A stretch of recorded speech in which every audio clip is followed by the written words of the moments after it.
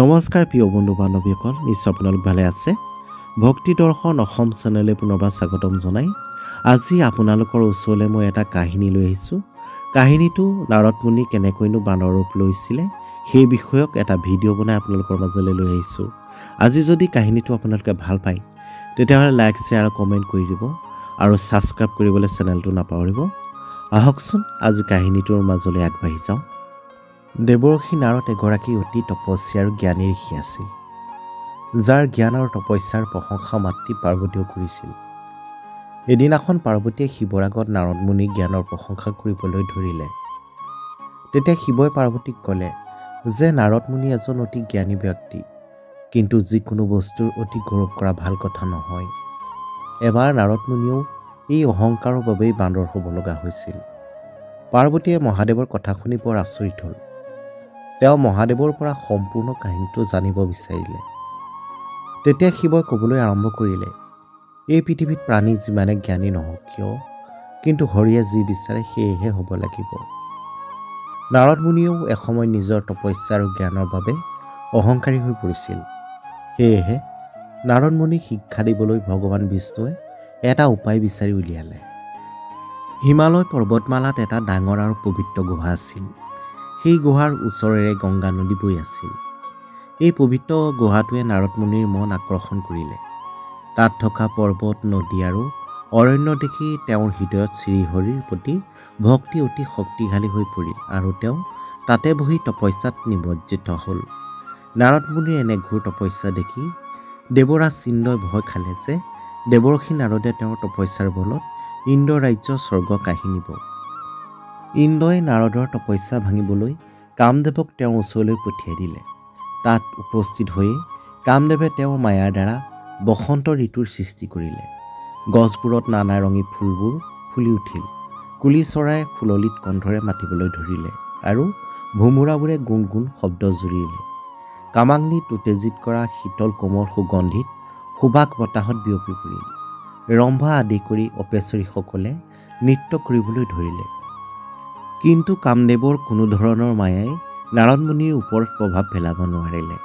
তেতিয়া কামদেৱে ভয় খালে যে এতিয়া নাৰদ মুনিয়ে মোক অভিশাপ দি দিব। সেয়েহে তেওঁ নাৰদ মুনিৰ ওচৰত ক্ষমা বিচাৰিলে।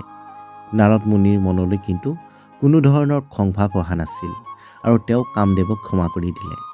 কামদেৱ নিজৰ জগতলৈ উভতি গ'ল। কামদেৱ গুচি যোৱাৰ পিছত নাৰদ মুনিৰ মনত অহংকাৰৰ জন্ম হ'ল যে তেওঁ কামদেৱকো জয় কৰিবলৈ সক্ষম হ'ল।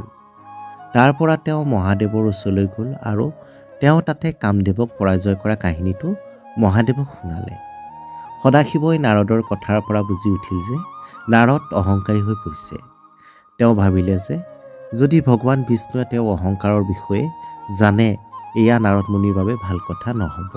সেয়েহে তেওঁ নাৰদ মুনিক ক'লে যে আপুনি মোক যি কথা কৈছে সেয়া শ্ৰীহৰিক নক'ব। নাৰদ মুনিয়ে কিন্তু শিৱৰ এই কথাটো বৰ বেছি ভাল নাপালে। তেওঁ ভাবিলে যে আজি মই কামদেৱক পৰাজয় কৰিছোঁ আৰু মই ইমান ডাঙৰ কথাটো কাকো কিয় নক'ম। নাৰদ মুনি শ্ৰীহৰিৰ ওচৰলৈ গ'ল আৰু সদাশিৱই বাধা দিয়া স্বত্তেও গোটেই কাহিনীটো শ্ৰীহৰিৰ আগত বৰ্ণনা কৰিলে। ভগৱান বিষ্ণুৱে বুজি পালে যে নাৰদ মুনিক অহংকাৰে আৱৰি ৰাখিছে। শ্ৰীহৰিয়ে কেতিয়াও ভক্তৰ অহংকাৰ সহ্য কৰিব নোৱাৰে। সেয়েহে তেওঁ মনতে ভাবিলে যে মই এনে ধৰণৰ পদক্ষেপ ল'ম যে নাৰদ মুনিৰ অহংকাৰো আঁতৰিব আৰু মোৰ লীলাও চলি থাকিব। ইফালে নাৰদ মুনি শ্ৰীবিষ্ণুৰ ওচৰৰ পৰা উভতি আহোঁতে তেওঁ গৌৰৱ আৰু অধিক বৃদ্ধি পালে। ইফালে শ্ৰীহৰিয়ে তেওঁৰ মায়াৰে নাৰদ মুনি যোৱা পথতে এখন অতি সুন্দৰ নগৰ নিৰ্মাণ কৰি দিলে। সেই নগৰখনত শিলনিধি নামৰ এজন গৌৰৱময় ৰজাই ৰাজত্ব কৰিছিল। সেই ৰজাৰ বিশ্বমোহিনী নামৰ এজনী অতি ধুনীয়া ছোৱালী আছিল, যাৰ চেহেৰাটোৱে লক্ষ্মীকো আকৰ্ষিত কৰিব পাৰে। বিশ্বমোহিনীয়ে স্বয়ম্বৰৰ দ্বাৰা স্বামী নিৰ্বাচন কৰিব বিচাৰিছিল আৰু সেয়ে বহুকেইজন ৰজা সেই নগৰলৈ আহিছিল। যেতিয়া নাৰদ মুনি সেই নগৰৰ ৰজাৰ ঘৰত উপস্থিত হ'ল, ৰজাই তেওঁক নানা ধৰণে সেৱা সৎকাৰ পূজা কৰি আসনত বহুৱালে। তাৰপিছত তেওঁ তেওঁৰ ছোৱালীৰ হস্তৰেখা চাই তাইৰ গুণ আৰু দুখবোৰ নাৰদ মুনিক ক'বলৈ ক'লে। সেই ছোৱালীজনীৰ ৰূপ দেখি নাৰদ মুনিৰ মনৰ পৰা বৈৰাগ্যভাৱ আঁতৰি গ'ল আৰু তেওঁ একে ধ্যানে সেই ৰাজকুমাৰীৰ মুখলৈ চাই থাকিল। ছোৱালীজনীৰ হস্তৰেখা মতে যিজনে তাইক বিয়া কৰাব তেওঁ অমৰ হৈ পৰিব। পৃথিৱীৰ কোনো শক্তিয়ে তেওঁক জয় কৰিব নোৱাৰিব আৰু পৃথিৱীৰ সকলো প্ৰাণীয়ে তেওঁক সেৱা কৰিব। নাৰদ মুনিয়ে ৰজাক এই কথা কোৱাৰ বিপৰীতে তেওঁৰ মনে সজা কিছুমান ভাল ভাল কথা ৰজাক ক'লে।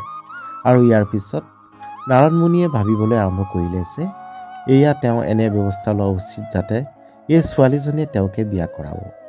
তেনেকৈ ভাবি নাৰদ মুনিয়ে শ্ৰীহৰিক মনত পেলালে আৰু ভগৱান বিষ্ণুৱে তেওঁৰ সন্মুখত উপস্থিত হ'ল। নাৰদ মুনিয়ে তেওঁক গোটেই কথাবোৰ ক'লে। হে নাথ, আপুনি মোক আপোনাৰ সুন্দৰ চেহেৰাটো দিয়ক যাতে মই সেই ছোৱালীজনীক বিয়া কৰাব পাৰোঁ। ভগৱান হৰিয়ে ক'লে, হে নাৰদ, মই সেই কৰিম যি তোমাৰ বাবে ভাল হ'ব। এয়া আচলতে সকলো বিষ্ণুৰে মায়া আছিল। ভগৱান বিষ্ণুৱে তেওঁৰ মায়াৰ দ্বাৰা নাৰদ মুনিক বান্দৰৰ ৰূপ দি দিলে। নাৰদ মুনিয়ে কিন্তু এই কথাটো বুজি পোৱা নাছিল। তেওঁ ভাবিলে যে মই দেখিবলৈ এতিয়া অতি সুন্দৰ হৈছোঁ। তাত লুকাই থকা শিৱৰ দুজন গণয়ো এই সমস্ত ঘটনাটো দেখিলে। ঋষিৰাজ নাৰদে লগে লগে বিশ্বমোহিনী স্বয়ম্বৰত উপস্থিত হ'ল আৰু একে সময়তে সদাশিৱৰ সেই দুয়োটা গণয়ো ব্ৰাহ্মণৰ ৰূপ লৈ তাত উপস্থিত হ'ল। দুয়োজনে নাৰদ মুনিক শুনাই ক'বলৈ ধৰিলে যে ঈশ্বৰে তেওঁক ইমান ধুনীয়া ৰূপ দিছে যে ৰাজকুমাৰীয়ে তেওঁকে পচন্দ কৰিব। নাৰদ মুনিয়ে তেওঁলোকৰ কথা শুনি বহুত সুখী হ'ল। ভগৱান শ্ৰীবিষ্ণু নিজেও সেই স্বয়ম্বৰত এজন ৰজাৰ ৰূপত আহিছিল।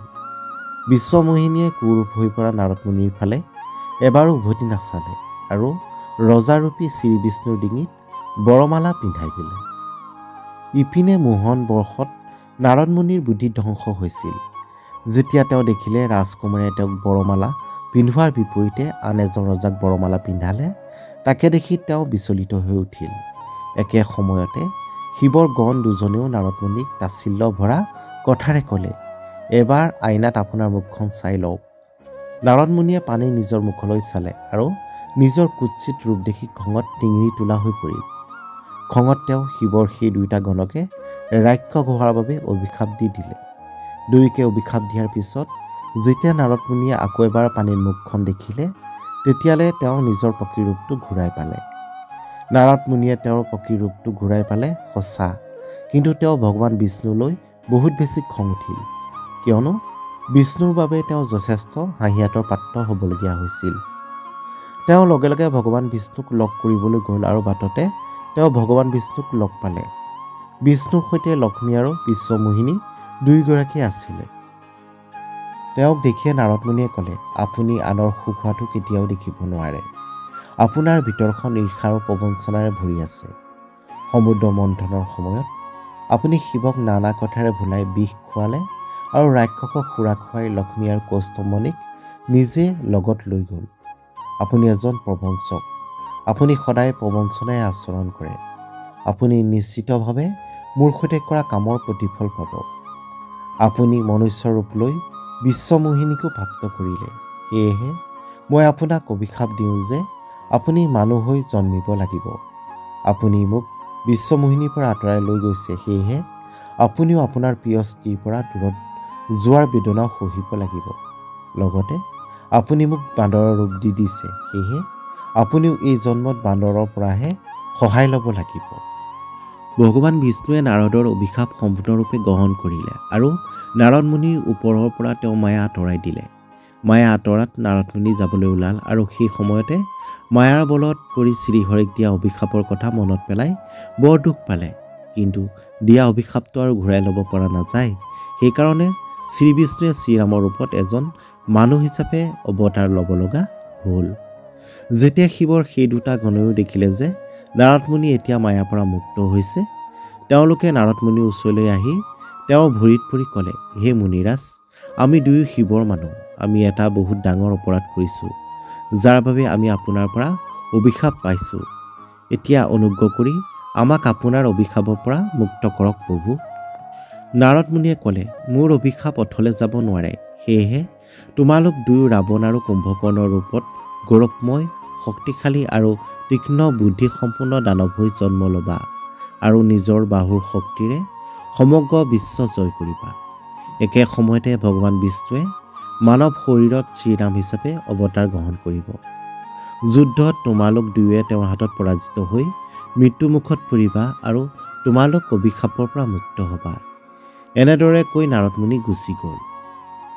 প্ৰিয় বন্ধু বান্ধৱীসকল, আজি এই কাহিনীটো শুনি আপোনালোকে কেনেকুৱা পালে কমেণ্টৰ যোগেদি জনাবলৈ নাপাহৰিব। এনেকুৱা আকৌ নজনা কাহিনী আপোনালোকৰ মাজলৈ লৈ অনাৰ প্ৰতিশ্ৰুতিৰে আজি আপোনালোকৰ পৰা মই বিদায় লৈছোঁ। ধন্যবাদ, নমস্কাৰ।